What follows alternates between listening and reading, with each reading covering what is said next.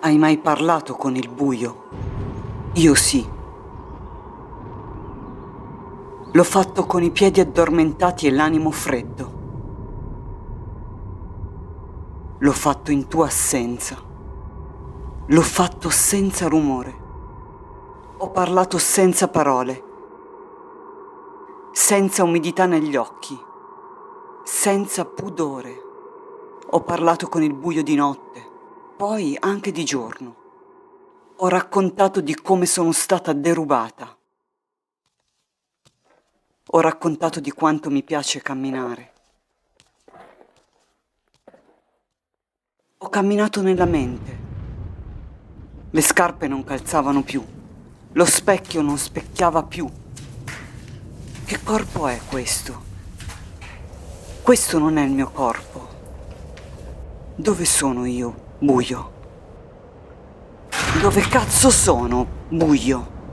Non è vero che nel buio non si vede. Io vedo bene nel buio. Dicono che dopo il buio viene sempre la luce. Io dico che la luce la trovi anche nel buio. Buio del cazzo! Mi ha insegnato a sentire il sole.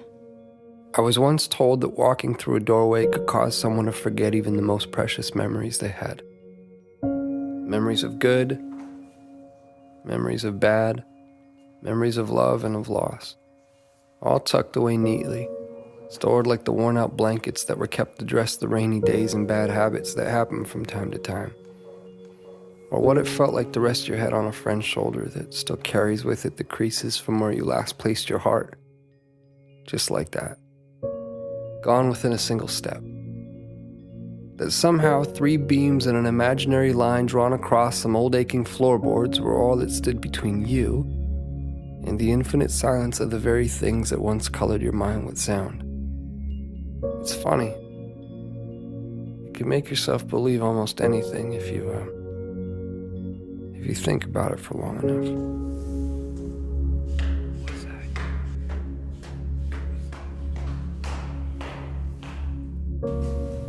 I was once told that the love I felt beating inside my chest was nothing more than my mind playing an unfair trick on my heart. And like a pair of dice dancing along the uneven pavement, their fate, much like yours or mine, had already been decided.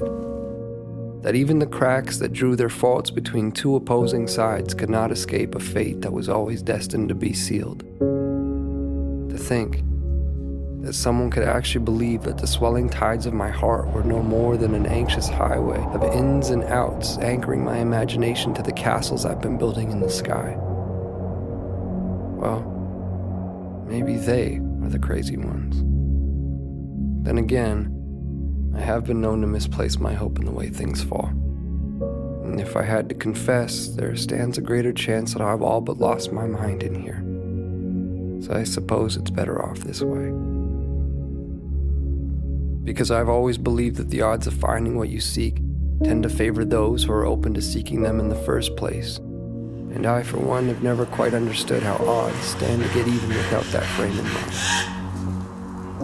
To be clear, I've seen a million faces. I've seen a million different faces, each one mirroring that of your own. And still, none of them have felt like home to me. None of them have felt like you. So here we are. And I can vaguely and strangely trace your outline. I can remember what it felt like to hold you. I can remember what it was like to stare blindly into your eyes for what felt like an eternity. How could I forget that? I could never forget that. I could never forget you.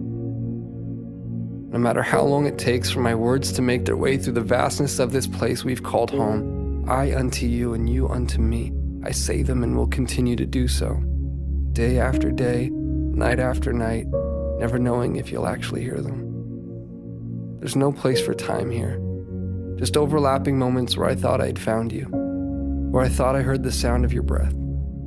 where I felt your heart as it waited patiently for mine, retracing the steps that we left in the life before last, before our eyes closed, before the great divide, before a doorway stood between you and me.